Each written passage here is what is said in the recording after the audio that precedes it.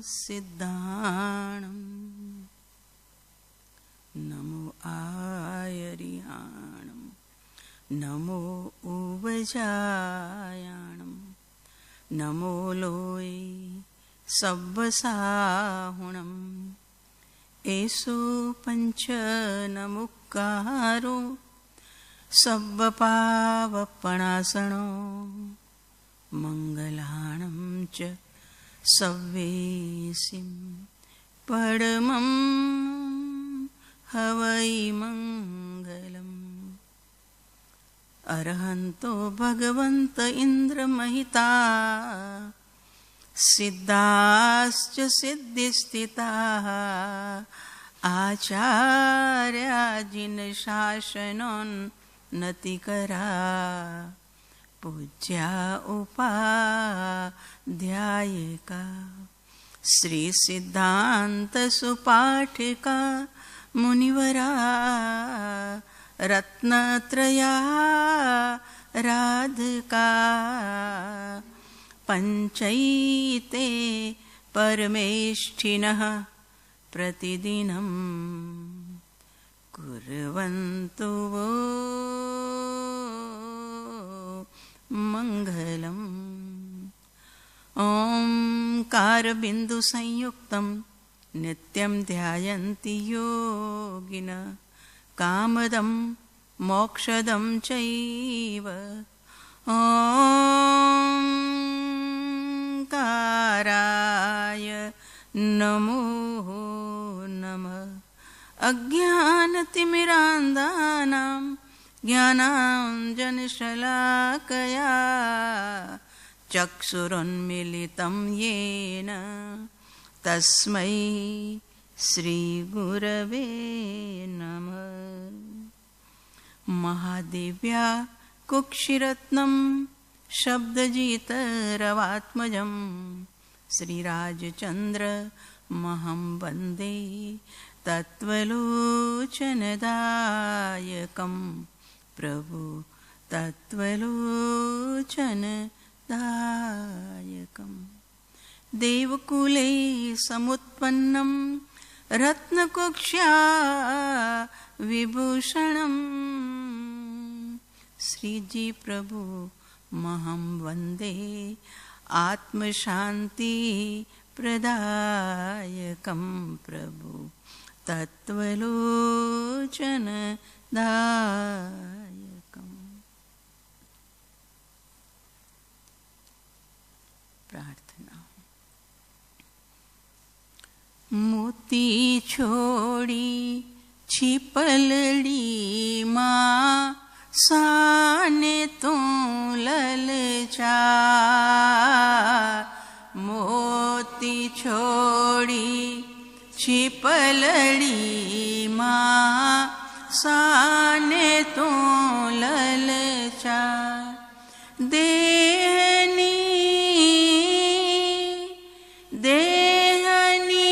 સંભાળમાં તો આત્મ વિસરી જાય. મોતી છોડી છીપલડીમાં સાને તું લલચા. કાચી માટીની આ કાયા એનો મોહ અપાર, એનો મોહ અપાર. અમર એવા આત્મ કાજે કરતો ના તું વિચાર, કરતો ના તું વિચાર.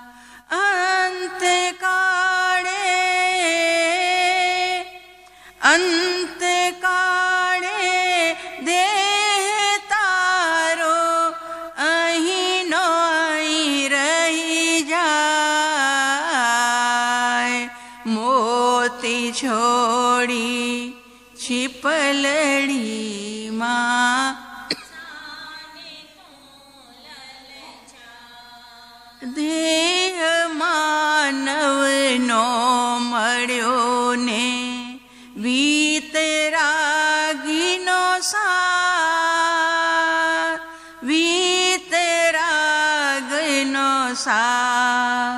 આત્મ જ્યોતિ લે જલાવી એ જ રહેશે સાર, એ જ રહેશે સાર.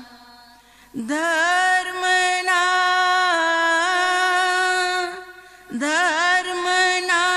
સથવારે તારો આત્મ પુલકિત થાય. મોતી છોડી સાને તું લલચા, મોતી છોડી છીપલડીમાં સાને તું. દેહ છતાં જેની દશા વર્તે દેહાતીત, આ જ્ઞાનીના ચરણમાં હો વંદન અગણિત.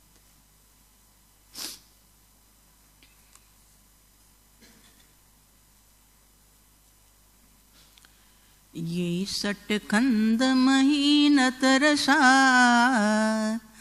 निर्जित्य बभ्राजिरे, ये च स्वर्ग भुजो भुजोर्जित मदा मे दुर्मुदा मे दुरा. तेपि क्रूर कृतांत वक्तरदनैर निर्दल्यमाना हठात् अत्राणा शरणायः दस दिश प्रैक्षंत दीनानना. ઉપાધ્યાય વિનય વિજયજી મહારાજ સાહેબ જીવને વૈરાગ્યવાસિત થવા માટે સંસારની આસક્તિ કેમ છૂટે અને આત્માની આસક્તિ કેમ જાગે એના માટે વિભિન્ન ભાવનાઓ દ્વારા બોધ આપી રહ્યા છે. એકત્વ ભાવ, અન્યત્વ ભાવના આપણે જોઈ કે અનિત્ય ભાવનામાં બધું અનિત્ય છે એટલે કાયમ ટકનાર નથી. ચાહે આયુષ્ય હો, ચાહે સ્વજન હો, ચાહે ધન હો, ચાહે સામગ્રી હો, સંપત્તિ હો, કાયમ ટકનાર નથી, ગમે ત્યારે એનો વિયોગ. પણ અહીંયા પ્રશ્ન કરે છે કે સાહેબ એની સમય મર્યાદા જોઈ કે સમય થાય ત્યારે એ વસ્તુ વહી જાય, સમય મર્યાદા છે એની. પણ જ્યાં સુધી વસ્તુ હાજર છે ત્યાં સુધી તો મને સારો આપશે ને, ધન પણ સારો આપશે, સ્વજનો પણ સારો આપશે, સત્તા પણ સારો આપશે, તો ત્યાં સુધી તો મને વાંધો નહીં ને. તો એનો જવાબ આપે છે ઉપાધ્યાય ભગવંત કે જેમ પદાર્થની એક સમય મર્યાદા છે, સમય થતાં વસ્તુ વિલીન થાય છે, રજા લઈ લે છે, એમ એ જ વસ્તુઓની, એ જ પાત્રોની, એ જ પદાર્થોની શક્તિની પણ મર્યાદા છે. શક્તિ બહારી મદદ ન કરી શકશે. દરેક ચીજની એક શક્તિ મર્યાદા છે અને એ શક્તિ મર્યાદાના કારણે જ્યારે મરવા પડેલો જીવ ડૉક્ટરની ચેનલ ઊભી હશે, લક્ષ્મી પાણીની જેમ વ્યવહારવા તૈયાર હશે કે ગમે તેમ કરો મને બચાવી લ્યો, બસ મને બચાવી લ્યો. પણ ભાઈ શક્તિ મર્યાદા, ધનની શક્તિ મર્યાદા છે કે એ તને બચાવવા માટે કામયાબ થઈ શકતું. એટલે અહીંયા શ્લોકમાં એ લીધું, યે સટખંડ મહીનત રસ નિર્જિત્ય ભ્રાજીરે, જે પોતાના અસાધારણ બાહુબળથી એક ખંડ નહીં 6 ખંડને મેળવી લીધા હતા, જીતીને પોતે મદમસ્ત થઈને માલતા હતા કે હવે મને કાંઈ ચિંતા નથી. શુભમ ચક્રીની વાત તમે સાંભળી હશે કદાચ. શુભમ ચક્રી 6 ખંડનો માલિક તો બની ગયો, પણ એને જરાક ઓર વધારે અંદરથી કુજલી ઉપડી કે બધા ચક્રવર્તીઓ 6 ખંડ સાધે છે, મારે 6 નહીં બીજા 6 સાધવા છે. એટલે હું ધાતકી ખંડમાં જઈને ધાતકી ખંડનો પણ હું ચક્રવર્તી બનવા માંગુ છું. એટલે એણે નક્કી કર્યું કે મારે 12 ખંડ સાધવા છે. બધા તો 6 સાધે, મારે 12 સાધવા છે. અને એ 12 ખંડ સાધવાના લોભની અંદરમાં પોતાના દેવતાઓને આદેશ કર્યો કારણ કે એમની પાસે 14 રત્ન હોય, 9 નિધિ હોય. ચક્રવર્તીની 50,000 દેવતાઓ સેવા કરતા હોય, તૈનાતમાં ખડે પગે હાજર હોય છે. જેમ આપણા વડાપ્રધાનની તૈનાતમાં બધા કમાન્ડર હાજર હોય છે ને, બસ એ જ રીતે અહીંયા તો 10, 15, 25 છે, પણ ત્યાં તો 25,000. 9 નિધિના 9,000 દેવતા, 14 રત્નના સંભાળનારા એક રત્નના 14,000 દેવતા, જમણી બાજુએ 1,000 અને ડાબી બાજુ 1,000. બોલો, 25,000 દેવતા જેની તૈનાતમાં નિત્ય હાજર રહે છે, એવું એમનું પુણ્ય હોય છે. કોઈ પણ ચક્રવર્તીઓ તો એમણે આદેશ કર્યો ચર્મરત્નના દેવતાને કે મોટું જહાજ બનાવી નાખો, આપણું સૈન્ય ઉપર એના ઉપર બેસી અને ચર્મરત્ન લઈને આપણે ધાતકી ખંડમાં જશું અને ત્યાંના 6 ખંડ સાધી અને હું બધાથી વિશેષ કંઈક બનવા માંગુ છું. અને એને તૈયારી કરી. દેવતાઓ બધા તૈયાર થયા. ચર્મરત્ન ઉડવા માંડ્યું વિમાનની જેમ.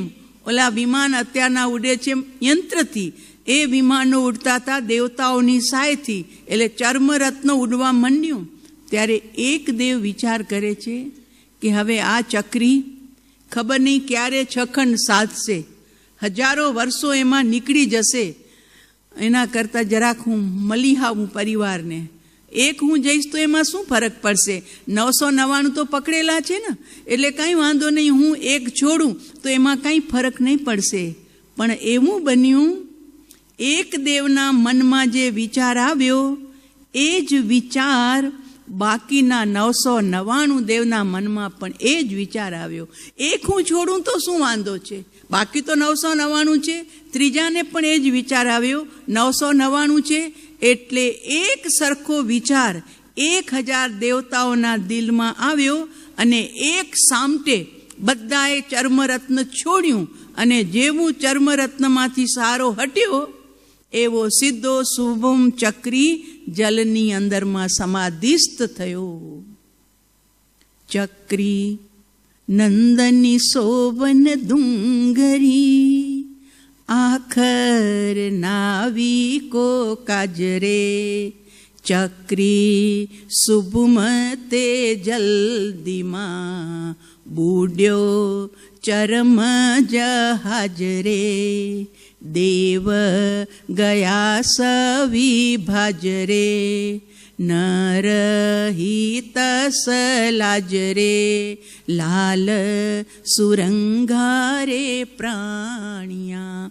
12 ભાવનામાં અશરણ ભાવનાની સજાયમાં લખ્યું. પહેલા નંદ રાજાનો દ્રષ્ટાંત આપ્યો કે જેને ત્યાં ડુંગરા બનાવ્યા હતા સોનાના, પણ જ્યારે મૃત્યુને શરણ થયો ત્યારે એક ડુંગરાએ પણ નંદ રાજાને બચાવવામાં કામયાબ ન થયા. એટલે નંદની સોવન ડુંગરી, આખર નાવિકો કાજરે. અને ચક્રી શુભુમતે જલ્દીમાં એટલે સાગરમાં, બુડ્યો ચરમ જહાજ રે. ચામડાનું જહાજ ચર્મ રત્ન બુડ્યું. દેવ ગયા સવિભાજ રે. બધા દેવતાઓ ભાગી ગયા. કારણ હોનહાર હતી કે કોઈ રક્ષા કરી ન શકે. જ્યારે સમય પૂરો થાય છે ત્યારે ડૉક્ટરની ચેનલો કે દેવતાઓની પંક્તિ ઊભી હો, પણ કોઈ રક્ષણ કરી શકે નહીં. આ બધા દેવતાઓ ભાગી ગયા. ન રહી તસ લાજ રે. ચક્રવર્તીની લાજ ખતમ થઈ ગઈ, પાણીમાં ડૂબી અને અત્યારે છે મોટા ઘરે પહોંચી ગયા છે. કારણ કે 2 ચક્રવર્તી મોટા ઘરે છે, બાકીના ચક્રવર્તી બધા મોક્ષગામી. એમાંના એક ચક્રવર્તી સનતકુમાર અત્યારે દેવલોકમાં છે. 3 ગતિ છે ને, ચક્રવર્તીની 3 ગતિઓ છે. બલદેવની 2 ગતિ છે, વાસુદેવની એક જ ગતિ હોય, એમને એક જ જગ્યાએ જવાનું હોય. બલદેવ 2 ગતિમાં હોય, દેવલોકમાં પણ જાય, મોક્ષમાં પણ જાય. ચક્રવર્તીની 3 ગતિ, નરકમાં પણ જાય, દેવલોકમાં પણ જાય અને મોક્ષમાં પણ જાય. તો 9 ચક્રવર્તી મોક્ષગામી. એમાં શાંતિનાથ પ્રભુ પણ આવી ગયા, કુંથુનાથ, ભરત મહારાજા, અરનાથ વગેરે વગેરે. અને સનતકુમાર ચક્રી અત્યારે દેવલોકમાં છે. અને બાકીના 2 ચક્રવર્તી શુભમ અને બ્રહ્મદત્ત એ મોટા ઘરે ગયા. જવાનું કારણ શું? તો કે પોતાનો અહંકાર હતો કે હું 6 ખંડ નહીં 12 ખંડ સાધી અને દુનિયામાં મારી નામના વધારીશ. બધાને બતાવીશ કે જુઓ હું કેટલો બળવાન, હું કેટલો ચતુર, હું કેટલો હોશિયાર. તો 6 ખંડની ભૂમિને મેળવીને મહાલતા એવા મહારાજાઓ પણ આનંદથી ઉપભોગ કરનારા હતા. પોતાના હાથે એકઠા કરેલા ધન વૈભવથી જે મદમસ્ત હતા, આનંદની મોજોમાં જે જીવતા હતા, એમને પણ ક્ષણવારમાં મહાક્રૂર કૃતાંત યે ક્રૂર કૃતાંત વક્ત્ર રદનૈર નિર્દલ્યમાના હઠાત. ક્રૂર કૃતાંત એટલે યમરાજા. ક્રૂર એવો યમરાજા પલકવારની અંદરમાં પોતાના મોઢાનો કોળિયો કરી લીધો, એટલે મરણને શરણ થઈ ગયા. એટલે જ્યારે મૃત્યુનો અવસર આવે છે ત્યારે શક્તિ મર્યાદા, કેટલું બી ધન હોય, શક્તિ મર્યાદા છે ધનની. કેટલા બી નોકરો હોય, કેટલું બી સૈન્ય હોય, પણ બધી શક્તિ મર્યાદા ન મૃત્યુથી બચાવી શકે અને ન કોઈ રોગથી બચાવી શકે. એના માટે દ્રષ્ટાંત લીધું છે કે અનાથી મુનિ જ્યારે રોગગ્રસિત થયા, નહોતા થયા ત્યાં સુધી તો મદમસ્ત હતા, રાજકુમાર હતા, સ્વરૂપવાન હતા, કેટલી પત્નીના પતિ હતા, લાડકા હતા માતા પિતાના. પણ જ્યારે રોગે ઘેરો ઘાલ્યો, અને રોગે ઘેરો ઘાલ્યો, પીડા, શિરો વેદના, હમણાં માથું ફાટશે કે હમણાં ફાટશે એવી ભયાનક વેદના. માતા ચિંતામાં છે, પિતા ચિંતામાં છે, પત્નીઓ ચિંતામાં છે, વૈદ્યો હકીમો બધા હાજર છે. કેટલી પણ ઔષધ કર્યા છતાં પણ, કેટલા ઉપાય કર્યા છતાં પણ જ્યારે અનાથી મુનિને, અનાથી કુમાર નામ તો બીજું છે, પણ અહીંયા ગાથામાં અનાથી મુનિ નામ લીધું, તો કે એમની પીડા ઓછી ન થઈ ત્યારે એને લાગ્યું કે હવે મારે ધર્મના શરણે જવું જોઈએ. અને ધર્મનું શરણું સ્વીકાર્યું, ધર્મના શરણે ગયા. રોગ જાય જો આજની રાત, તો સંયમ લેવું પ્રભાત. હે પરમાત્મા, અત્યાર સુધી તો હું મારા વૈભવના મદમાં, અહંકારમાં મદોમસ્ત હતો, ધર્મને કાંઈ સમજતો જ નહોતો. પણ આજે હવે એમ લાગે છે કે સાચું શરણું ધર્મનું જ છે. તો જો મારો રોગ મટે તો હું બીજા દિવસે એટલે સવારમાં સંયમ સ્વીકારીશ. ઇતફાક, રોગ મટવાનો સમય આવ્યો, આ તરફ એમની પ્રતિજ્ઞાનો સમય આવ્યો. શિરોવેદના મટી ગઈ અને અનાથી મુનિ બનવા જંગલમાં ગયા, સંયમ સ્વીકાર્યું અને કૌશક ધ્યાનમાં જ્યારે ઊભા હતા, શ્રેણિક મહારાજા, મહાનાસ્તિક, શિકાર ખેલનારા, શરાબ પીનારા એવા શ્રેણિક મહારાજા હજુ ત્યારે નાસ્તિક હતા. પછી સાહિક સમ્યક દર્શન પ્રાપ્ત કર્યું. વનમાં ફરવા નીકળ્યા, ઉદ્યાનમાં ફરવા ગયા, ત્યારે ત્યાં આ મુનિરાજ કૌશક ધ્યાનમાં ઊભા હતા. એમનું રૂપ જોઈને અંજાઈ ગયા. સ્વયં રૂપવાન હતા શ્રેણિક મહારાજા, પણ મુનિનું રૂપ જોઈને અંજાઈ ગયા. એટલે સજાયમાં લખ્યું, બંબસારે વનમાં ભમતા, ઋષિ દીઠો રયવાડી રમતા, રૂપ દેખીને મન રીજ્યો, ભારે કર્મી પણ ભીંજ્યો. ભારે કર્મી, કેટલા કર્મ કર્યા હતા, પણ રૂપ દેખીને મન રીજ્યો. પ્રભુનું રૂપ જોયું, મુનિરાજનું રૂપ જોયું, અંદરમાં થઈ ગયું કે આવી ભર અવસ્થા યૌવનની, આવો સુંદર સ્વરૂપવાના કુમાર, શું એને દુઃખ પડ્યા કે અહીંયા બાવો બનીને ઊભો છે? એટલે હાથ જોડીને કહે છે, હાથ જોડીને એમ પૂછે, સંબંધ તમારે શું છે? નરનાથ હું છું અનાથ, નથી કોઈ મારે નાથ. હે રાજન, રાજાએ પૂછ્યું, તમે શાના માટે સાધુ બનીને અહીંયા ઊભા છો? ત્યારે મુનિએ કીધું, રાજન, હું અનાથ છું, મારો નાથ મને પ્રાપ્ત નથી થયો, તો હું નાથની શોધમાં અહીંયા હું જંગલમાં ઊભો છું. એટલે રાજા તરત જ કહે છે, હરખે જોડી કહે હાથ, હું થાઉં તમારો નાથ. હરખે જોડી કે અરે તમને નાથ ખપે છે ને, તો ચાલો મારી સાથે. મારી પાસે સત્તા છે, સંપત્તિ છે, સુંદરીઓ છે, બધું હું તમને આપીશું. તમારો નાથ બનવા માટે તૈયાર છું. હરખે જોડી કહે હાથ, હું થાઉં તમારો નાથ. પણ મુનિ કહે છે, નરનાથ તું છે અનાથ, શું મુજને કરે તું સનાથ. અરે રાજન, તમે સ્વયં અનાથ છો, મને કેવી રીતે તમે સનાથ બનાવી શકશો? એટલે શ્રેણિક મહારાજાને થયું કે આણે મને ઓળખ્યો નથી. હું કંઈ સામાન્ય છું? હું મગધનો રાજા છું. મગધનું સામ્રાજ્ય મારા હાથમાં છે. એટલે કહે છે, મગધાધિપતિ હું છું મોટો. મુનિ, હું કોઈ સામાન્ય ગ્રસ્તી નથી, હું કોઈ નાનો રાજા નથી. હું મગધનો નાથ છું, મગધાધિપતિ છું. પણ મુનિ કહે છે, મગધાધિપતિ હું છું મોટો. નૃપ બોલે છે શું ખોટો, તું નાથપણું નવી જાણે, ફોગટ શું આપ વખાણે. રાજન, આપ મગધાધિપતિ છો એ વાત સાચી, પણ એ તો ક્ષણવારનું છે. આપ નાથપણાનો અર્થ નથી સમજતા. આપ સત્તાથી, સંપત્તિથી, હાથી ઘોડાથી, રથદલ પાયદલથી આપને નાથ સમજો છો, પણ એમાં નાથતા નથી. તું નાથપણું નવી જાણે, ફોગટ શું આપ વખાણે. શેના તું વખાણ કરે છે? રાવણ વખાણ કરતો હતો ને, જ્યારે મંદોદરી કીધું કે પતિદેવ, આ રામ અને લક્ષ્મણની સામે યુદ્ધે ન ચડો, યુદ્ધે ન ચડો.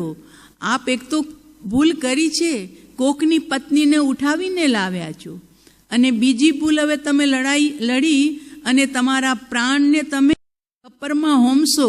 માટે મહેરબાની કરી અને તમે રામ લક્ષ્મણને સીતાજી પાછી સોંપી દો. ત્યારે અહંકારી રાવણ, એક તો કંદર્પથી ડૂબ્યો હતો. કંદર્પ એટલે કામદેવ, સીતાજીની પાછળ પાગલ બન્યો. કંદર્પમાં ડૂબેલો રાવણ હવે દર્પથી ઘેરાયો. દર્પ એટલે અભિમાન, કારણ કે પ્રતિ વાસુદેવ હતો. એની પાસે સંપત્તિ વિશેષ, સત્તા, સેના બધું જ હતું. એટલે પોતાની પત્નીને શું કહે છે ખબર છે? એમની સજાય છે ઢાળોમાં. એમાં કીધું, હે સુણો મંદોદરી, નારાયણ નમવાને મારે નિયમ છે. નિયમ છે એટલે નિયમ છે, હું નારાયણને ન નમું. નારાયણ એટલે વાસુદેવ, લક્ષ્મણ વાસુદેવજી હતા. તો કે નારાયણને હું ઝૂકીને આપું? મારો નિયમ છે, હું નારાયણને કદી નહીં જમીશ, કદી નહીં નમીશ. કેમ?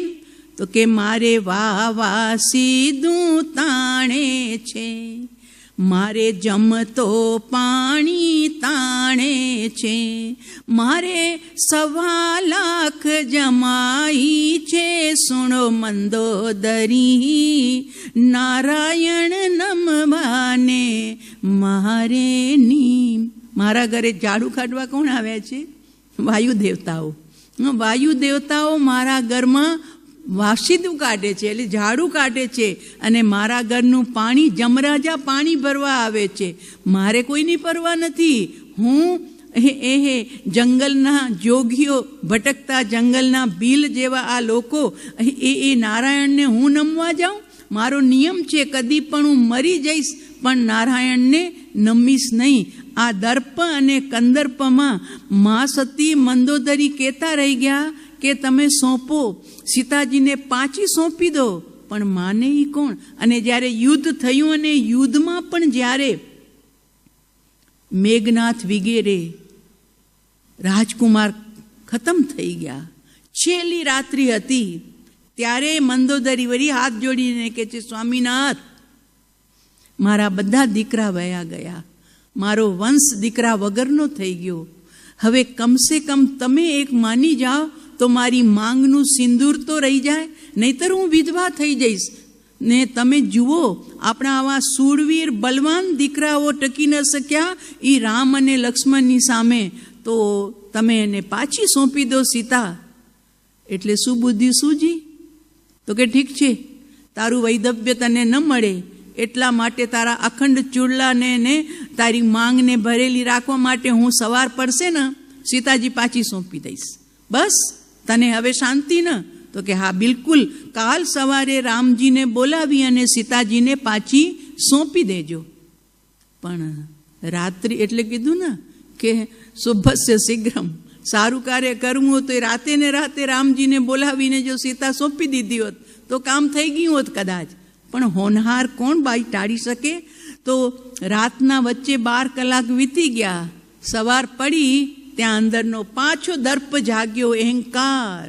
હું સામે જઈને જાઉં કહેવા માટે કે લે તારી સીતા લઈ જા, મારું નાક કપાઈ જાય દુનિયામાં, નાક રાખવું છે મારે, પહેલાં હું યુદ્ધ કરીશ મંદોદરી, યુદ્ધ કરીને રામને જીતીશ અને જીત્યા પછી કહીશ કે લે લઈ જા તારી સીતાને. એમ આપીશું, લડ્યા વિના સીતા પાછી નહીં આપું. 12 કલાકની અંદરમાં પરિણામ બદલી ગયા અને રિઝલ્ટ તો આપણે બધાને ખબર છે કે છેલ્લે એ 10 મસ્તકવાળો રાવણ, 10 મસ્તક હતા નહીં હો, હા બહુ સુંદર સૌંદર્યવાન હતા. 10 મસ્તક તો લોકો એને 10 માથાડો કહે છે, બાકી માથું તો એક જ હતું. પણ જે એના બાપાએ હાર રાખ્યો હતો ને પટારાની અંદરમાં, જ્યોતિષીએ કીધું હતું કે જે આ હાર પહેરશે જન્મતા વેત જ એ તમારી લંકાને પાછી લાવશે હાથમાંથી દુશ્મનના. અને બરોબર રાવણનો જન્મ થયો અને જેવો જન્મ થયો તેવો સીધો ઉઠી અને ચાલતો થયો. એ જ દિવસે પટારો ખોલ્યો અને અંદરથી 9 સરો હાર કાઢ્યો અને પોતાના કંઠમાં નાખ્યો. દાદાને ખબર પડી વૈશ્રવાને કે ઓહો, મારા ઘરે આવી ગયો લંકાને પાછો લેનારો યુવરાજ. અને 9 સરો હાર હતો ને તો એ ચમકતા હીરાની અંદરમાં રાવણના 9 મસ્તક દેખાયા. 9 સરામાં દરેક શેરમાં એક એક મસ્તક દેખાયું. એટલે દાદા બોલ્યા કે ઓહો મારો દશાનંદ, આ મારો દશાનંદ છે. એટલે 10 મુખ દેખાણા ને 10 આનંદ, આનંદ એટલે મુખ, તો એક મુખ અસલી અને 9 મુખ 9 સરા હારમાં દેખાણા. એટલે દાદાએ જ નામ આપી દીધું દશાનંદ. એટલે બાકી કાંઈ ને 10 માથા, મંદોદરીનું એક માથું, બિભીષણને એક માથું, કુંભકર્ણને એક માથું, તો પછી બધા રાક્ષસ જો હોય, અરે બાપા એમનું રાક્ષસ કુલ હતું, કુલનું નામ રાક્ષસ હતું. બાકી એ રાક્ષસ નહોતા, સુંદર રાજકુમાર હતા, સૌંદર્યવાન હતા, દેદીપ્યમાન હતા, ખૂબ એમનું સુંદર સૌંદર્ય હતું. પણ હવે લોકોએ ચિતરી નાખ્યા રાક્ષસ જેવા. એટલે 10 માથાળો રાવણ 10 માથા નહોતા, 10 ચિત્ર દેખાણા હતા. માટે પિતાજીએ દાદાએ નામ આપ્યું મારો દશાનંદ. તો આ દશાનંદ છેલ્લે કેમ રોડાયો રણમાં? તો કે અહંકાર. પહેલા કંદર્પ સીતાજીને ઉઠાવી લાવ્યો, પછી દર્પ. એમ અહીંયા શ્રેણિક મહારાજાને દર્પ નડે છે. મગધાધિપતિ હું છું મોટો. મુનિ કહે છે નૃપ શું બોલે છે ખોટું, તું સાવ જૂઠ બોલી રહ્યો છે, તું નાથપણું નવી જાણે, ફોકટ શું આપ વખાણે. તારા તું શું વખાણ કરે છે? મારી પાસે સંપત્તિ છે, સુંદરીઓ છે, સત્તા છે, સેના છે, એ બધું તારું કાંઈ નથી. સાંભળ તું અનાથ કેવી રીતે છો. અને પછી એમણે પોતાની કથા બતાવી. વત્સ દેશ કૌશાંબીનો વાસી, રાજપુત્ર હું છું વિલાસી, એક દિન મહારોગે ઘેર્યો, કેણે તે પાછો ન ફેર્યો. વત્સ દેશ એની કૌશાંબી નગરી, એનો હું વિલાસી વૈભવમાં આરોટનારો રાજપુત્ર હતો. પણ એક દિવસ મને રોગે ઘેર્યો. મારા શરીરમાં શિરોવેદના એવી આવી કે હું સાવ લેવાઈ ગયો. જેમ પાણીમાં પડેલી માછલી પાણી વગર જેમ તરફડે, એમ હું પથારીમાં પલંગમાં પડ્યો તરફડતો હતો. મારાથી વેદના સહન નથી થતી હતી. મારી માતા રોતી હતી, મારા પિતા રોતા હતા, મારી પત્નીઓ રોતી હતી. માત પિતા મુજ બહુ મહિલા, વહેરાવે પાણીના વેલા, વડા વૈદ્ય તેડાવે, પણ વેદના ઓછી ન થાવે. પૈસાની કોઈ કમી નહોતી, ધનની કોઈ કમી નહોતી, સંપત્તિના ભંડાર ભરેલા હતા. માટે મારા પિતાજી મારા માટે મોટા મોટા વૈદ્યો બોલાવ્યા, રાજ હકીમો બોલાવ્યા. કાંઈ પણ કરો, ધન માંગ્યા, મું માંગ્યા આપીશ, પણ મારા દીકરાને તમે રોગ મુક્ત કરો.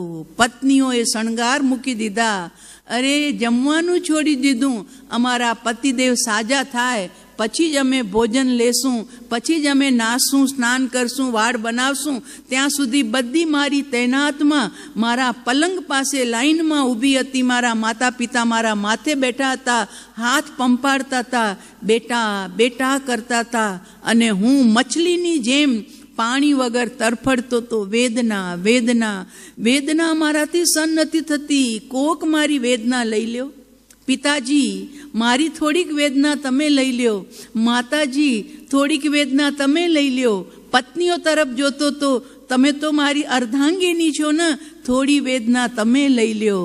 પણ રાજન, શક્તિ બહાર, શક્તિ મર્યાદા હતી, એ શક્તિની મર્યાદા ત્યાં આવીને ઊભી રહી ગઈ. મર્યાદા કે તારો રોગ તું સ્વયં ભોગવી લે, એમાં કોઈ ભાગ પડાવી શકે નહીં. ધનના કારણે મારા પિતાજી વૈદ્યોને તેરાવ્યા, પણ વૈદ્ય પણ મારા રોગને મટાડવા માટે કોઈ ઔષધ આપી શકે. ઘણા ઔષધ કર્યા, પણ મારો રોગ મટતો નહોતો.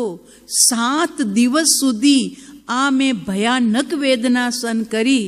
ત્યારે મને લાગ્યું કે હવે નથી માતા પિતા બચાવી શકે એમ, નથી સુંદરીઓ બચાવી શકે, નથી મારા બાપાની સંપત્તિ મને બચાવી શકે, ન મારા બાપાના રાજવૈદ્ય મને બચાવી શકે એમ છે.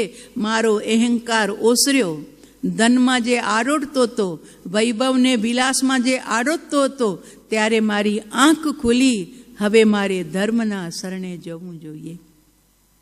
અને તરત જ રાજન, જેના ઉપર તમે મુસ્તાક છો, મારી પાસે સત્તા છે, હું તને સુંદરીઓ આપીશ, હું તને સામગ્રી આપીશ, હું તને સંપત્તિ આપીશ. પણ રાજન, મારી પાસે બધું જ હતું, કોઈ મને કમી ના નહોતી, પણ છતાં કોઈ મને બચાવી શક્યા નહીં. ત્યારે તેવું દેખી તબ શૂલ મેં ધાર્યો ધર્મ અમૂલ, રોગ જાય જો આજની રાત, તો સંયમ લેવું પ્રભાત. બસ હું અનાથ, મારી જાતને ત્યારે અનાથ મહેસૂસ કરવા લાગ્યો. બધા છે છતાં મારું કોઈ નથી, કોઈ મને બચાવનાર નથી. ન મોતથી બચાવનાર છે, ન મારા રોગમાંથી કોઈ ભાગ લેનાર છે. બસ હે પરમાત્મા, હવે તારું શરણું, તારા ધર્મનું શરણું. એવું દેખી તબ શૂલ, શૂર એટલે માથાની શિરોવેદના. મેં ધાર્યો ધર્મ અમૂલ, રોગ જાય જો આજની રાત, જો આજે રોગ મટી જાય, હું સ્વસ્થ બની જાઉં, તો આવતીકાલે સવારે સંયમના પંથે નીકળી જઈ, સંસાર છોડી દઈશ. આવી મેં પ્રતિજ્ઞા લીધી. અને ચમત્કાર થયો, ચમત્કાર થયો.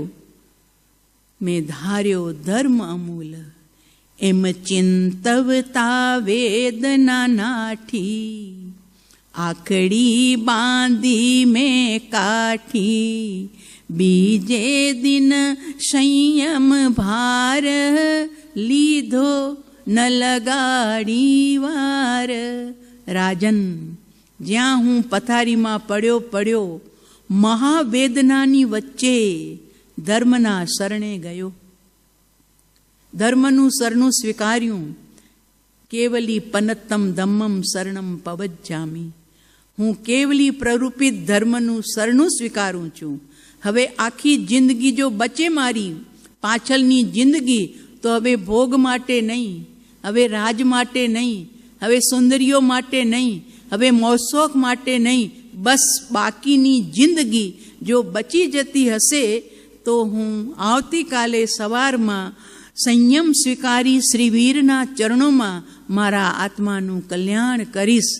અને એવું જવ ચિંતવ્યું, એમ ચિંતવતા વેદના નાઠી, વેદના શાંત થઈ ગઈ. ઘણા દિવસ પછી મને ઊંઘ આવી ગઈ. શાંતિથી હું સૂઈ ગયો. મારી માતાને પણ એમ લાગ્યું, પિતાજીને પણ એમ લાગ્યું કે કોક ઔષધ કામ આવી ગયું. આજે દીકરો બહુ શાંતિથી સૂઈ ગયો છે, નહીં તો હું ન સૂતો તો ન સૂવા દેતો તો, બધાને જગાડતો તો, એટલી મને વેદના થતી હતી. આજે હું શાંતિથી સૂઈ ગયો. જ્યાં સવારે ઉઠ્યો, મારી મા આવી, બેટા તને ઔષધ કામ આવી ગયું છે, જરૂર તને કોક વૈદ્યનું ઔષધ કામ આવ્યું.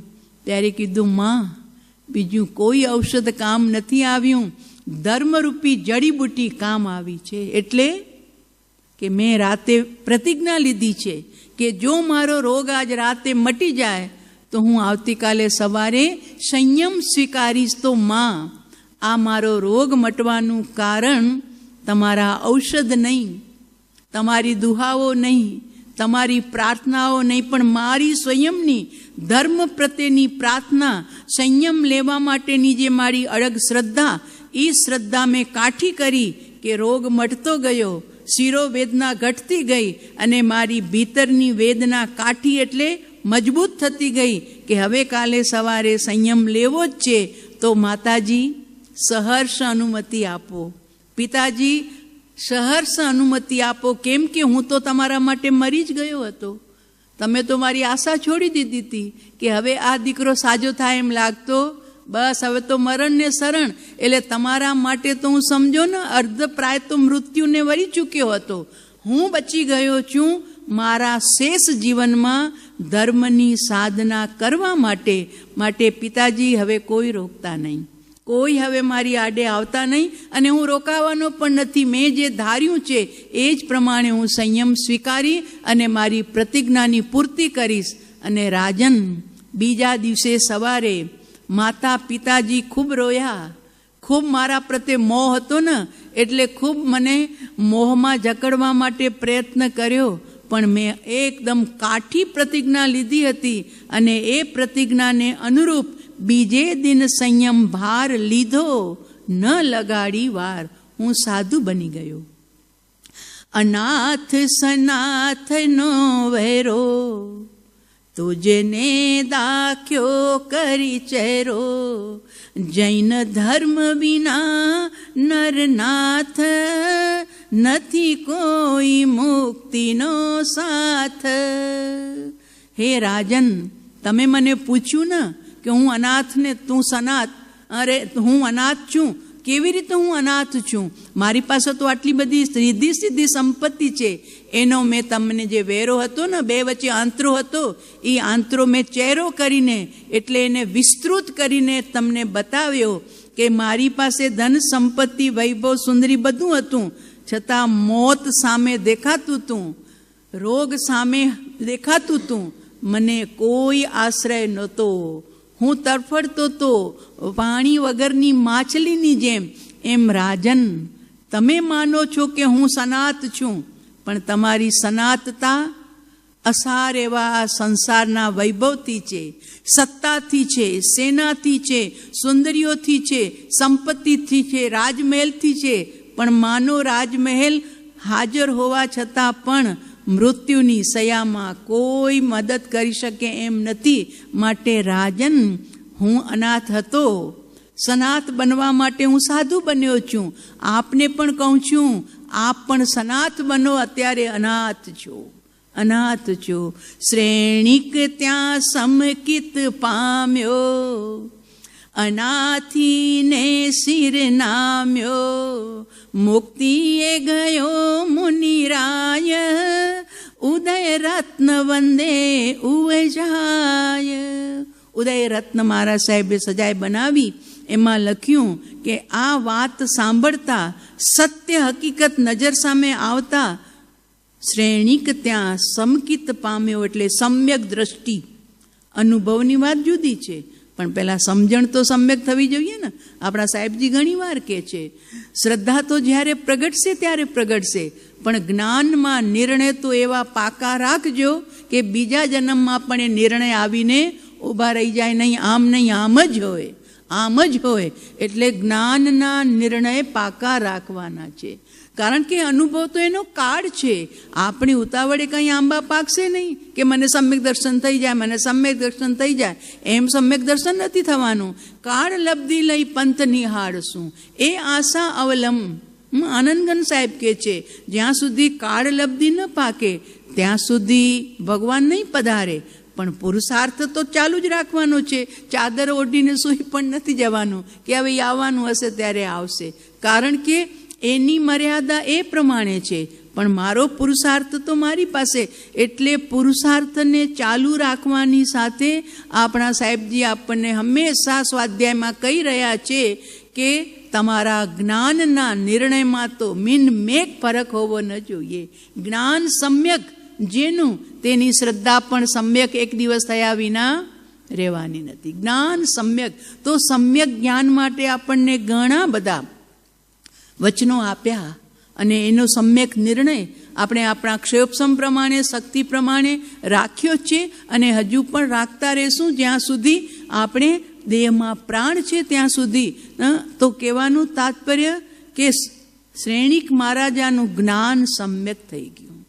અત્યાર સુધી જે સમજણ હતી, આઈ એમ રાજા, હું મગધનો નાથ, મારી પાસે સંપત્તિ, મારી પાસે સેના, મારી પાસે સૌંદર્યો, મને શેની જરૂર છે, મને શેની ગરજ છે. પણ આ બધું જરીવારની અંદરમાં પલટાઈ ગયું.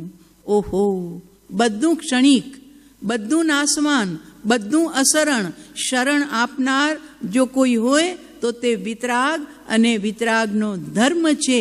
એટલે શ્રેણિક ત્યાં સંકિત પામ્યો. અનાથી મુનિને અત્યાર સુધી તો હાથ નહોતા જોડ્યા હો. આમ અહંકારમાં ઉભા રહીને પૂછતા હતા. રૂપ દેખ્યા ને, રૂપથી મોહાઈ ગયા હતા, પણ હાથ નહોતા જોડ્યા અત્યાર સુધી. કારણ કે એને તો ઘરે લઈ જવા હતા, રમણીઓની વચ્ચે રાખવા હતા, સુંદરીઓની સાથે રાખવા હતા, સંપત્તિની વચ્ચે રાખવા હતા. પણ હવે શ્રેણિક ત્યાં સંકિત પામ્યો, અનાથીને શિર નામ્યો. ઓહો, આપે તો મારી આંખ ખોલી નાખી, મારી સમજણ આપે બદલી નાખી, મારી ઉલટી સમજણ આજ આપે સુલટી કરી આપી. આનું નામ છે રોગમાં પણ ધર્મ સિવાય કોઈ સારો આપનાર. અહીંયા એ વાત કરે છે કે ક્રૂર કૃતાંત વક્ત્ર રદનૈર નિર્દલ્યમાના હઠાત. ક્રૂર કૃતાંત પોતાના મોઢાની અંદરમાં દાંતો તલે ચબાવે છે ત્યારે અત્રાણા શરણાય 10 દિશ પ્રેક્ષંત દીના નના. ચારે બાજુ નજર કરે પણ ક્યાંય રક્ષણ મળે નહીં. ડૉક્ટરની ચેનલ ઊભી હોય, ડૉક્ટર સાહેબ મને બચાવી લો. હું મુંબઈમાં ધોબી તળાવમાં હોસ્પિટલ છે ને, નામ ભૂલી ગઈ, બોમ્બે હોસ્પિટલ, ત્યાં એક દીકરી બિચારી દાજી ગઈ હતી. હવે કોઈ કે સાથે દાજી કે સાસરિયા ડજાડી. તો એના બાપા બહુ ધર્મી. અમે ફોર્ટ ચોમાસું હતા તો મારા સાહેબ 2-2.5 કિલોમીટર હોસ્પિટલ દૂર છે, પણ આપ ચાલો, મારી દીકરીને છેલ્લે દર્શન આપી જાઓ, એને માંગલિક સંભળાવી જાઓ. મેં કીધું ચોક્કસ. મહારાજજીએ મને કીધું જા, તું જા. એટલે હું એમની સાથે ગઈ હોસ્પિટલમાં. આખું શરીર દાજી ગયું હતું, ક્યાંય ચામડી નહોતી. આખું શરીર કાપૂસથી લેપેટાયેલું રાખ્યું હતું. કારણ કે બળતરા બળતરા બળતરા, ચામડી આખી નીકળી ગઈ હતી. એક વાળનો ચોટલો અખંડ રહી ગયો હતો, બાકી અમારા કચ્છની જ છોકરી હતી. આખું શરીર દાજેલું, મોઢું પણ દાજેલું, ત્યાં પણ ચામડી નહોતી. જો બેટા, માથે હાથ રાખ્યું પિતાજીએ, જો બેટા મારા સાહેબ આવ્યા છે, જો આંખ ખોલ, મારા સાહેબને પ્રણામ કર. દીકરીએ હાથ જોડ્યા, આંખો ખોલી. મેં માંગલિક સંભળાવ્યું. પછી માંગલિક સંભળાવીને 2 શબ્દ બોધના પણ કીધા. બેટા અરિયંતનું જાપ કરજે, જ્યાં સુધી હોસ્પિટલમાં છે ત્યાં સુધી અરિયંતને જપજે. આપણા માટે અરિયંતનો આશ્રય છે, અરિયંતનો સારો છે. પછી ઘરે આવી જાય ત્યારે પછી અરિયંતની પૂજા કરજે, અરિયંતનો જાપ કરજે, અરિયંતના જિનાલયે જજે. તો તરત બોલી, મારા સાહેબ હું બચી જઈશ, મારા સાહેબ હું બચી જઈશ. આહા, એના બાપની આંખોમાંથી આંસુ સરવા લાગ્યા. દીકરી મારી કેટલી આ જીવન, કારણ કે 2 વર્ષની બેબી હતી એની. 2 વર્ષની બેબી હતી અને આવી પોઝિશનમાં હતી. એટલે અંદરમાં જીજવીસા તો હોય જ જીવવાની માણસને. અને એટલે પૂછ્યું, બાપુજી હું બચી જઈશ ને, હું બચી જઈશ ને? તો કે હા બેટા, તું ઘરે આલીશ, તો થોડા દિવસ પછી તું ઠીક થઈ જઈશ ને, આપણે તને ઘરે લઈ જશું. પણ ભાઈ બસ આ રીતે લખાયેલું હતું ને, 21મા દિવસે સમાચાર આવ્યા, મારા સાહેબ દીકરી શાંત થઈ ગઈ છે, રજા લઈ ગયા ઘર ધરતી ઉપરથી. તો પણ કહેવાનું તાત્પર્ય કે માણસ જ્યારે મૃત્યુ સયા ઉપર હોય છે ત્યારે પણ અંદરમાં એને એમ હોય છે કે કોક મને બચાવી લે, કોક મને બચાવી લે, કોક મને બચાવી લે. કારણ કે જીવવાની જિજ્ઞાસા, જીવ છોડી નથી શકતો, એને આ ઘર છોડવું બહુ કઠણ પડે છે. મહા ઉપકાર છે જ્ઞાનીઓનો કે જે જન્મજરા મૃત્યુ નિવારણાય શ્રીમતે જીનેન્દ્રાય અર્ઘ્યમ નિર્વપામી સ્વાહા. તો પરમાત્મા સ્વયં પોતાના જન્મ જરા અને મૃત્યુનું નિવારણ કરી નાખ્યું. એવા સત્પુરુષ પણ 692 નંબરના પત્રમાં પરમ કૃપાળુદેવ લખે છે ને,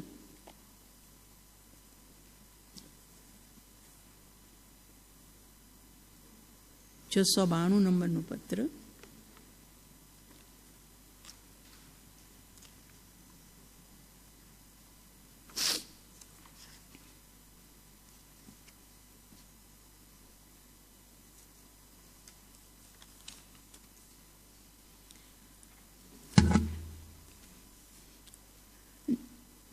જન્મજરા મરણાદિને નાશ કરવાનું વચ્ચે છે પેરેગ્રાફ. જન્મજરા મરણાદિને નાશ કરવાનું 504 ઉપર, પેજ 504. જન્મજરા મરણાદિને નાશ કરવાવાળું આત્મજ્ઞાન જેમના વિશે વર્તે છે. કેવું આત્મજ્ઞાન વર્તે છે કે જેમના આત્મજ્ઞાનમાં હવે જન્મ નથી, જરા નથી અને મરણ પણ નથી, એવું આત્મજ્ઞાન જેમના વિશે વર્તે છે, તે પુરુષનો આશ્રય જ જીવને જન્મજરા મરણાદિનો નાશ કરી શકે. કેટલી સુંદર વાત છે.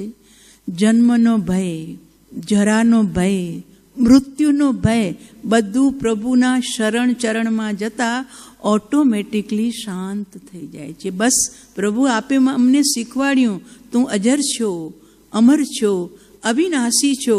દેહ છૂટે તો છૂટશે, એનો સમય હશે. તું કદી છૂટનાર નથી, તું તો તારામાં જ રહેનાર છે. હા, જે ઘરમાં છે દેહરૂપી એની સાથે તારો સંબંધ છે, એ સંબંધ પૂરો થશે ત્યારે નીકળશે જો આગળ. તે પુરુષનો આશ્રય જ જીવને જન્મજરા મરણાદિનો નાશ કરી શકે. કેમ કે તે યથાસંભવ ઉપાય છે, જે રીતે હોવો જોઈએ. કારણ કે ધન જોઈતું હોય ને તો ધનવાનના ઘરે જવું પડે, ઝૂંપડીવાળા પાસે ન જવાય કે ભાઈ મને 50,000ની જરૂરત છે, તો કે કાકા તમે આપતા હો તો મને 5,000 આપી જાઓ, મારી પાસે ક્યાં લેવા માટે આવ્યા. તો ધન જોઈએ ને ધનવાન પાસે જવું પડે, ત્યાં હાથ લંબાવવો પડે. એમ જેને અજર અમર તત્વની પ્રાપ્તિ કરવી છે અને આ જન્મજરા મરણના દુઃખોથી છૂટવું છે, તો એને એવા સંત પાસે જવાનું છે કે જેમણે પોતાના જન્મજરા મરણ ઉપર જેમણે કાબુ મેળવી લીધો, વિજય મેળવી લીધો છે. માટે યથાસંભવ ઉપાય છે. ધનવાન બનવું હોય તો ધનપતિ પાસે, જ્ઞાનવાન બનવું હોય તો આત્મજ્ઞાની પાસે. સંયોગ સંબંધે આ દેહ પ્રત્યે આ જીવને જે પ્રારબ્ધ હશે તે વ્યતીત થઈ તે દેહનો પ્રસંગ નિવૃત્ત થશે, તેનો ગમે ત્યારે વિયોગ નિશ્ચય છે. એ તો છૂટવાનું છે, આપણે બધાને ખબર છે, છૂટી રહ્યા છીએ, જોઈ રહ્યા છીએ. જો આજે હમણાં જ અમને સમાચાર મળ્યા કે કોઈક છોકરો બિચારો સ્કૂટર પર જતો હતો અને સ્કૂટરથી સ્લીપ થયો એટલે પડ્યો. જેવો પડ્યો એવો ઉપરથી ટ્રક આવી અને ત્યાં ને ત્યાં બિચારાના રામ રમી ગયા. આવું જ અમારા બિદડાના એક ભાઈ, અમારા ઓળખીતા ખૂબ જ નિકટના, એનું પણ એવું જ થયું. જતો હતો સ્કૂટર ઉપર, 2 જણા હતા, ખૂબ સ્કૂટર ચલાવતા હતા, સ્લીપ થયો. એક દોસ્ત એનો આમ પડ્યો અને એ રોડ ઉપર પડ્યો, બરોબર એનું પડવાનું અને ઉપરથી ટ્રકનું આવવાનું, બસ ત્યાં ને ત્યાં શાંત થઈ ગયો. બિદડાનો મોટા પરિવારનો હતું. તો ખબર નહીં ક્યારે કઈ જગ્યાએ કેવી રીતે આ મોત આવી જાય. એટલે શરીરનો સંબંધ તો છૂટનાર છે, એનો વિયોગ નિશ્ચય છે, પણ આશ્રયપૂર્વક દેહ છૂટે એ જ જન્મ સાર્થક છે. યા તો આત્માનો આશ્રય, અને આત્માનો આશ્રય હજુ નથી પ્રગટ્યો ત્યાં સુધી સત્પુરુષને એવી રીતે ધારી રાખીએ કે પ્રભુ આપ જ આપનો જ આશ્રય હો છેલ્લે સુધી, પ્રાણ છૂટે ત્યાં સુધી. તો જો એનું ફળ શું બતાવે છે પ્રભુ, કે આશ્રયપૂર્વક દેહ છૂટે એ જન્મ સાર્થક છે, કે જે આશ્રયને પામીને જીવ તે ભવે, એટલે જતાં જતાં પણ સમ્યક દર્શન થઈ શકે છે, તે ભવે અથવા ભાવિ એવા થોડા કાળે પણ સ્વસ્વરૂપમાં સ્થિતિ કરે. સત્પુરુષનો મહિમા આમાં નિતરતો દેખાઈ રહ્યો છે. ક્યાંય ભટકવાની જરૂર નથી. કોઈ મંત્ર, કૃપાળુદેવે લખ્યું ને, મંત્ર તંત્ર ઔષધ નહીં, જેથી પાપ પલાય. કોઈ પાપ નહીં પલાવશે, ન મંત્ર ન તંત્ર ન યંત્ર ન જંત્ર, કાંઈ પણ નહીં. કારણ કે સત્પુરુષના ચરણ શરણમાં આ તાકાત રહેલી છે. પણ અખંડ શ્રદ્ધા, એક ધારી અખંડ લય અને અખંડ શ્રદ્ધા, પ્રભુ આપના શરણમાં હું છું, તો એ આશ્રયને પામીને જીવ તે ભવે અથવા ભાવિ એવા થોડા કાળે શરીર છૂટશે, બીજા જન્મને ધારણ કરશે, તો ત્યાં 8 વર્ષના ઉંમરે પણ એને પોતાના પ્રભુનું ભાન થશે. એવું કોણ કહી રહ્યું છે? આ ભગવાન કહી રહ્યા છે, જે સ્વયં વિતરાગતામાં માલી રહ્યા હતા, વિતરાગતાને માણી રહ્યા હતા. એવા પરમાત્મા જેમણે પોતાના અજર અમર તત્વને, અવિનાશી તત્વને સદા બહાર જોઈ લીધો હતો, જાણી લીધો હતો અને માણી લીધો હતો, એવા પ્રભુના વચનો છે કે થોડા એવા ભાવિ એવા થોડા કાળે સ્વસ્વરૂપમાં સ્થિતિ કરે. એટલે અવશ્ય નક્કી એ જીવ સદગુરુના શરણે જેણે પ્રાણ છોડ્યા એને પોતાનો આત્મા ત્યારે જ પ્રાપ્ત થશે, જતાં જતાં પ્રાણ છૂટતા છૂટતા, અને નહીતર બીજા જન્મમાં તો અવશ્ય એને આ કાર્ય થશે અને થશે. આવી સુંદર મજાની આપણને બાંયધરી પરમ કૃપાળુદેવ આપીને ગયા છે. વાત આપણી શ્રદ્ધાની છે. જેટલી શ્રદ્ધા મજબૂત એટલું આપણું કામ થશે. તો અંત સમયે જ્ઞાની હાજર થાય એના માટે અત્યારથી એમને અંતરમાં તો લાવવા જ પડશે ને, એમની મૂર્તિને હૃદયમાં રાખવી જ પડશે. પછી યમરાજા હોય કે પછી કોઈ પણ રોગ હો, કોઈ આપણને ડગાવી નહીં શકશે. શરીરમાં રોગ આવે તો આવે, એનું કામ છે. પૂર્વે બાંધ્યા હોય તો ઉદયમાં આવી રહ્યા છે, પણ એના માટે કાંઈ ઢીલા થવાની જરૂર નથી, ડરવાની પણ જરૂર નથી. હાય રામ, હવે શું થશે, આ ક્યારે મટશે? એને મટવું હોય ત્યારે મટે. દવા કરવી મારું કામ છે, દવા કરવી એ મારું કામ છે. કારણ કે જ્ઞાનીઓ પણ કહે છે નિર્દોષ ઔષધ કરવાના, તો દવા કરવી એ મારું કામ છે. હવે રોગ મટવું ન મટવું એના માટે મને કોઈ અંદરમાં આકુલતા ન હોવી જોઈએ. અને જો આકુલતા થાય તો આર્ત ધ્યાન, સંયોગ ઈષ્ટનો સંયોગ અને અનિષ્ટનો વિયોગ ક્યારે થાય, બસ આ ભાવના એટલે આર્ત ધ્યાન. એટલે જોયા કરીએ. પરમ કૃપાળુ દેવના વચનો આપણને આ સક્ષમતા આપે છે, બળ આપે છે કે તનારું જશે, એનો સમય પાકશે, એ ચાલી જશે, પણ તારે ગભરાવાની જરૂર નથી. જો બીજા શ્લોકમાં લખ્યું, તાદેવ મદ વિભ્રમ માલી તાદેવ ગુણ ગૌરવશાલી યાવત ક્ષમ કૃતાંત કટાક્ષય નેક્ષિતો વિશરણો નર કીટ. મનુષ્ય રૂપી કીડો અધર ચાલે છે આ ધરતી ઉપર. કોઈ ધનના કારણે અધર ચાલે, કોઈ રૂપના કારણે અધર ચાલે, કોઈ અભ્યાસના કારણે અધર ચાલે. અત્યારના છોકરાઓ તો અભ્યાસમાં એટલા આગળ વધ્યા, મા બાપને મમ્મી તને ખબર ન પડે, મમ્મી તને ખબર ન પડે, એને એકનાલને જ ખબર પડે છે. અપમાન કરી નાખે બધાની વચમાં, મમ્મી તું ચૂપ બેસ, તને ખબર ન પડે. અક્કલ તારી માને ખબર પડતી હતી ને ત્યારે તો તને મોટો કર્યો છે. હવે ઇંગ્લિશ નથી જાણતી, અંગ્રેજીનું એને અભ્યાસ નથી, એનો મતલબ એ નથી કે અનુભવ એને નથી. પણ આજના છોકરાઓ અભ્યાસના કારણે અધર ચાલે છે આ દુનિયામાં. એટલે મા બાપનું સમય સમયે અપમાન, અવસરે અપમાન કરી નાખે. જો અહીંયા શું કહે છે કે માથે ધણી દોડી વગરનો આ મનુષ્ય રૂપી કીડો, કોઈ નાથ નથી ઉપર. આપણે બધા ભાગ્યશાળી છીએ કે નહીં? છીએ ને? આપણા માટે ધીંગ ધણી માથે બેઠો છે ને. આનંદગન સાહેબે ગાયું, ધીંગ માથે કિયો રે કુણ ગંજે નર ખેટ વિમલજીન દીઠા લોયણ આજ. તો એમણે વિમલનાથ ભગવાનને ધીંગધણી માથે કર્યો. તો આપણે પ્રત્યક્ષ સદગુરુ ભગવાનને ધીંગા ધણી રૂપે માથે કર્યા છે. હવે શેનો ડર હોય? અને જો ડર હોય તો હજુ આપણી ભીતરમાં થોડાક હજુ શ્રદ્ધામાં કાચા છીએ કે ડર લાગે છે. શું થશે, કાંઈ નહીં થશે. થશે શું? કારણ કે ધીંગોધણી માટે બેઠો છે. મારા પરિણામનો તો મારે કરવું છે ને, બાકીનો તો જે ઉદય છે એ પ્રમાણે ચાલ્યા કરશે. શરીર ઢીલું થાય, મજબૂત થાય, રોગી થાય, નિરોગી થાય, આયુષ્ય હોય તો ટકે, નહીં તો જવાની તૈયારી કરે. પણ મને સત્પુરુષનું શરણું, અખંડ શરણું હોજો, અને એ અખંડ શરણું સ્વીકાર્યું માટે ધીંગધણી માતે કિયો કુણ ગંજે નરખેટ. પણ જો અહીંયા લખે છે કે ધણી દોરી વગરના મનુષ્યરૂપી કીડાઓ, કોઈને ન સહન કરનાર યમરાજાની વાંકી નજરની તળે એવા આવી જાય છે કે એમના અભિમાનના ચૂરે ચૂરા થઈ જાય છે, અને ગુણનો ગૌરવ જરીવારમાં ક્યાંય વિલીન થઈ જાય છે. માટે યમરાજા કોઈના પણ અહંકારને ટકવા દેતો નથી. માટે નમ્રતા, નમ્રશીલ. અને આપણો તો મંત્ર એવો મજાનો છે, નમો નમો નસ્તિ મો યસ્ય યસ્મિન સ, જેમાં મોહ નથી એનું નામ નમો. તો આપણે મોહ રહિત થવું છે, પણ મોહ રહિત થવા પૂર્વે આવે છે ને દંક્ષણ મૂલો ધમ્મો. દર્શન જેના મૂળમાં છે એનું નામ ધર્મ. પછી બીજું વાક્ય આવે છે ચારિતમ ખલ્લુ ધમ્મો. ત્યાં દંક્ષણ મૂલો ધમ્મો, પહેલા મૂળમાં દંક્ષણ છે એનું નામ ધર્મ છે. પછી આગળ વધ્યા તો ચારિત્ર ખલ્લુ ધમ્મો, ચારિત્ર સ્વીકાર કર્યું એટલે 10 યતિ ધર્મ સુધી પહોંચ્યો, તો ત્યાં ધમ્મો આવી ગયું. પણ આ બંને પ્રગટ થાય એના પૂર્વે લખ્યું વિનય મૂલો ધમ્મો.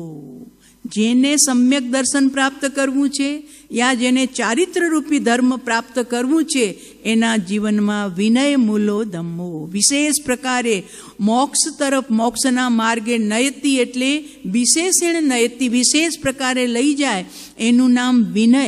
તો આવો વિનય મારા જીવનમાં આવે એટલા માટે નમો. આપણું મહામંત્ર એવું છે નમો, કે નમતા ચાલો વડીલોની સામે, ગુણવાનની સામે, વાત્સલ્યવંતની સામે, અરે નાના હોય એની સામે પણ પ્રેમ.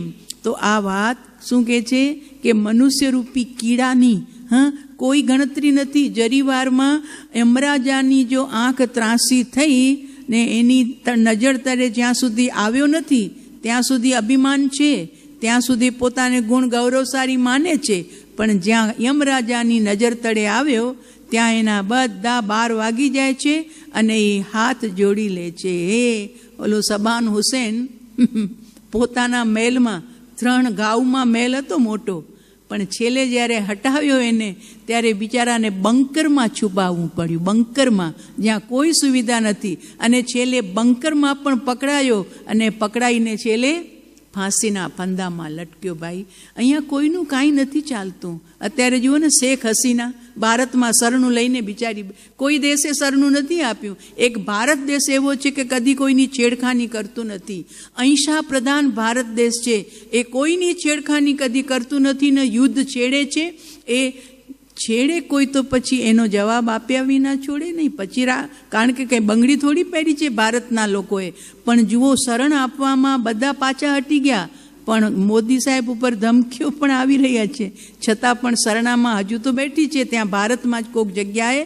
તો કહેવાનું તાત્પર્ય, એક વખત બંગલામાં રહેનારી, રાજમહેલમાં રહેનારી 15 દિવસમાં તો શું પલટો આવી ગયો કે અત્યારે કોકનું શરણું સ્વીકારવું પડ્યું છે.